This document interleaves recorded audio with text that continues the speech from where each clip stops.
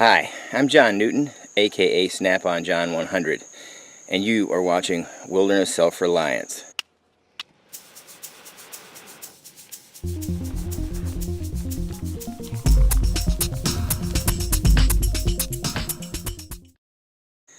Today is the first video in a little series of fire videos called Fire Fridays. And my first one, I'm just going to be talking a little bit about the EDC fire kit that I carry with me when I'm going backpacking or just pretty much anywhere. I always have this with me. Stay with me. I hope you enjoy this series. Well, in this series, what I'm going to be doing is every Friday I'm going to have a video that has something to do with making a fire. Flint and steel, bow and drill, modern techniques, how-tos on fire building, anything related to fires. And this very first one, I thought what I would do is kind of talk about my philosophy about fire kits, because everybody's got their opinions and this is just mine. Because it's always preached to everybody to have 5 or 6 ways or 3 or 4 ways of starting a fire with you at all times. And from backpacking and carrying way too much stuff, I've gotten my fire kit pared down to just a few items. But I do, however, carry other fire starting implements on me in different locations. Because my theory is, if you've got 10 ways of starting a fire in a little satchel and you lose that satchel, now you have nothing. So what I do is I carry 2 or 3 different methods of starting a fire, but they're all reliable sources. So I'm not carrying like a flint and steel or bow and drill or something like that along with something else. I've picked what I think is the most reliable source of fire, and I carry that in multiple places. So today it's just an EDC, so I'm out in the woods now, but this is what I carry all the time with me. Sometimes it varies what kind of fire steel or ferro rod I carry, but I always have the same components with me at all times. So without further ado, here's pretty much what I carry. This is my backpacking fire kit, and it's not that big. It's big enough that I can start multiple fires with it. It's held together with a Ranger band, which is flammable, and actually it's unnecessary, but I put it there anyway. And what my fire kit consists of is 1 piece of fat wood, and I've got a bunch of gel waxed cotton balls. These are completely waterproof, which I'll demonstrate, and they burn for a really long time. And the other component I have is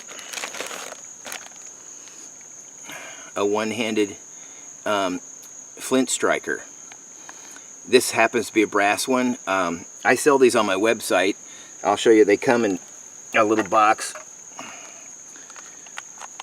They come in a little plastic box like this, and they've got little Tender Quick tabs. It's called a spark light. They come with these little waterproof Tender Quick tabs.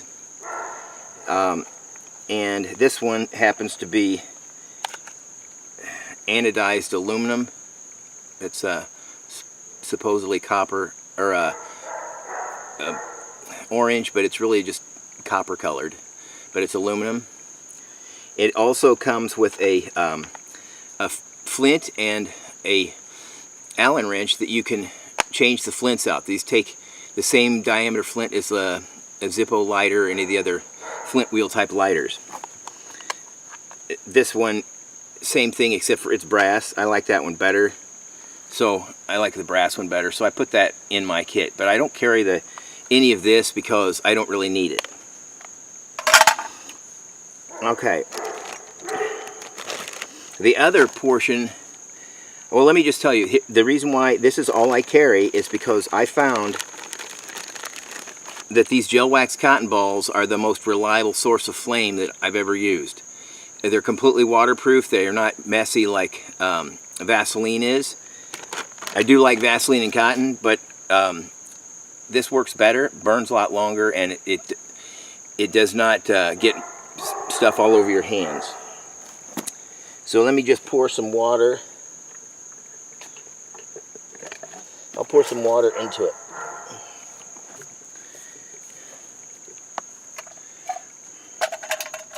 I'll show you the waterproofness of them. And this is just why I think they're reliable and why I carry them.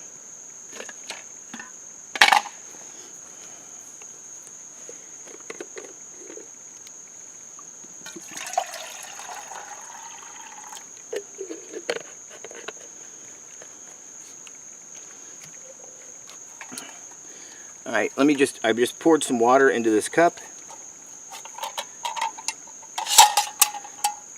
You can see the water in here. And there's the cotton ball. Okay, swish it around in there. It's getting wet. Okay. I'll just keep this one soaking while I talk. Okay, now the other forms of fire I carry is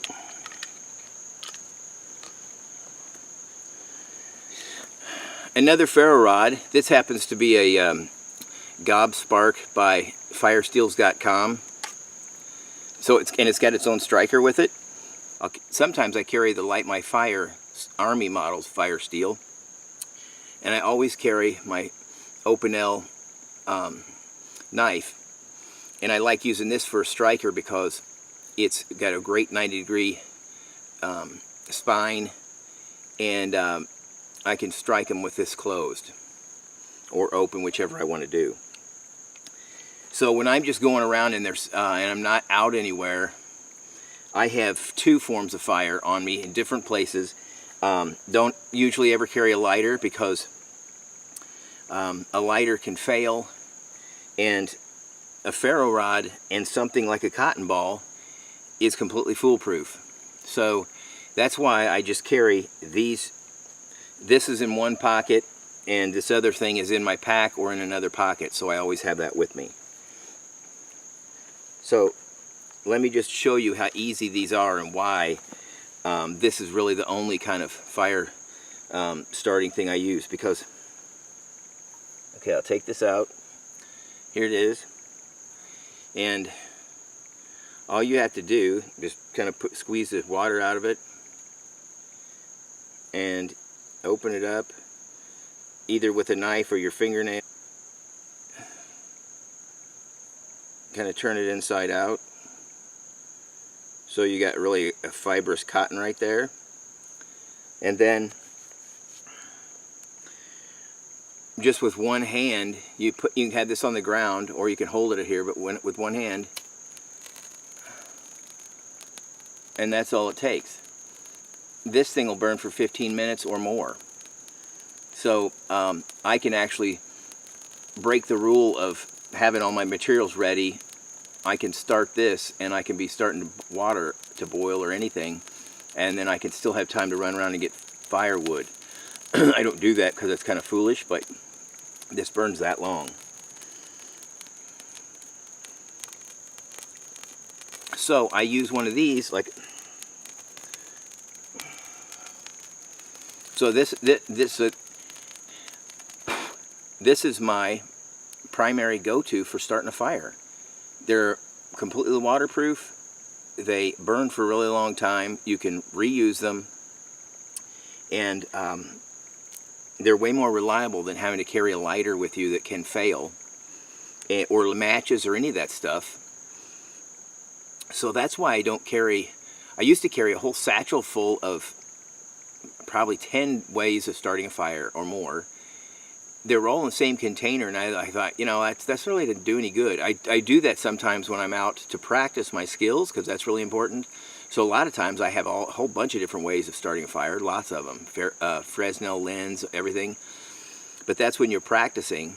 But if I'm going backpacking and weight's a consideration, or if I'm just walking around town, this is the only fire kit I bring. I don't even need fat wood. but I like it, so I put a piece of fat wood in here. You can make this kit smaller by cutting the fat wood in half, but it just fits in a baggie just with my flint striker. Now, I like to use alcohol stoves, so I'll show you how easy they are to use. The alcohol stove or burner of my favorite one is the Trangia. That's my favorite one, and so this happens to be a fairly new one, and it has some alcohol in it. I'm gonna put some new alcohol in it because that's really old.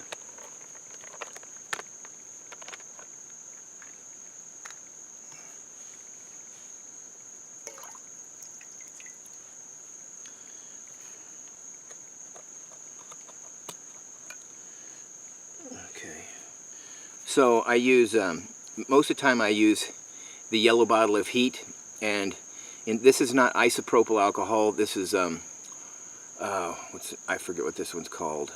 This is the methyl alcohol instead of isopropyl. Isopropyl alcohol comes in the red can, and it doesn't burn as hot, and it kind of soots up your pots and pans. This one burns a lot cleaner, so that's why I use it. It's actually cheaper, so it's one of the few things that the better one is less expensive. I just put some of this in my stove, and I'll dribble a little bit on the outside.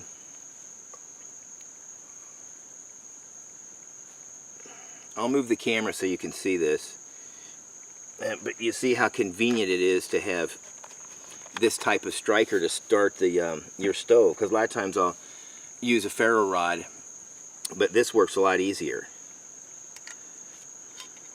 So let me I'll move the camera. I'll put it on the ground and then I'll move the camera and get a close.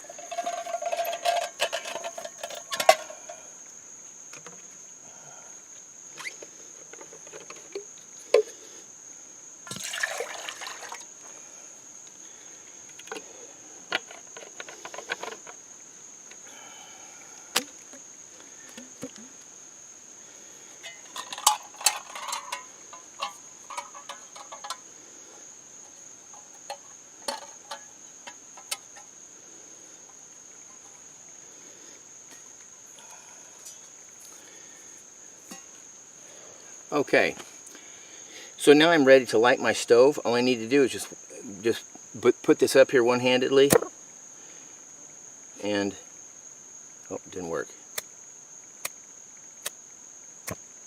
There we go. I didn't put much in there.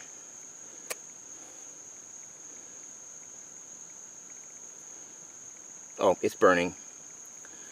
It was hard to tell, but that's the one thing. That's the one thing that's a little dangerous about this kind of alcohol is you can't see it burning, but that's why it doesn't soot up your pots and pans. But as you see, you could just put a windscreen, or this is the stove, on top of it, and that's how easy it is to use an alcohol stove with this. It's a lot easier just to come right up to your alcohol burner and just give it a like that, and it starts pretty much every time. I just barely put a dab of alcohol in there because I'm not going to be burning anything for very long. So normally when you put a normal amount in there, it's higher up, so it's easier to light. But that's how easy it is. I hope you enjoyed this, and I'll be having another this will go up Friday, and the following Friday I'll have another one on some other fire making method. But I also want you to know I'm not advocating not carrying a lot of fire starting implements with you. What I am saying is, though, that for me, I want to carry the most reliable way of making a fire, and instead of having a whole bunch of different ways, I've got several of the most reliable sources of fire, for me anyway, in multiple pockets or multiple areas of me. I got something in my pack, I've got and then I've got one in one pocket and something else in another pocket. So I might have Usually my knife has a ferro rod on the sheath, so that's like a third ferro rod. But I find a ferro rod or sparking device and my gel wax cotton balls are so effective and so good at starting a fire, and they're waterproof. It's way better than a lighter that can either fail. It can be, depending on the kind of lighter you have, it can either be out of fluid, or it could have had the button depressed and you lose all the fuel. All those things could happen with it. Matches, I've never liked matches because they're more delicate and they don't burn as long. So I found something that burns at least 15 minutes, most of the time more than that. And so it's so easy, waterproof. That's what I use. And so that's what I carry when weight is a consideration when I'm backpacking. And if I am practicing, then I will bring the old big giant satchel full of other methods of lighting fires, because I love playing with fire pistons and flint and steel and just different methods. But that's not what I carry with me on a continuous basis. So once again, I hope you enjoyed this. This is John Newton, aka Snap-on John 100. And until we meet again, God bless.